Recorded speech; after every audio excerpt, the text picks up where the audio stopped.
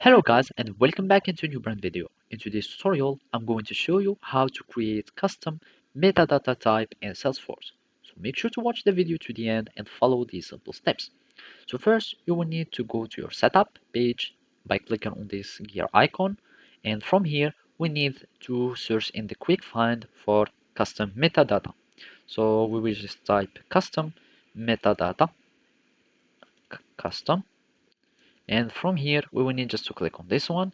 And basically, we will need just to create a new metadata. And from there, you will need just to click on new custom metadata type, and then you will be able to start creating one. So first, you will need just to give it a label or a name. So I will just name my meta. And from here, you will have your plural labels.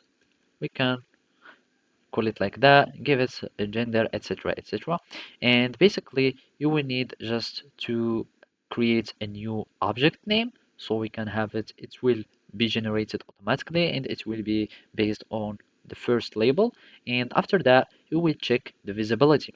So either all Apex code and API can use this type, or you can only the Apex code in the same namespace, etc., etc.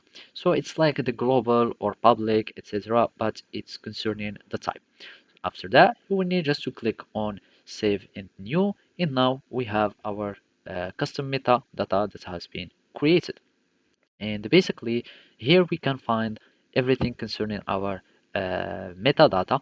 And from here, you can have these standard fields and you can create custom fields. You add validation rules if you want, and also you can give it page layout.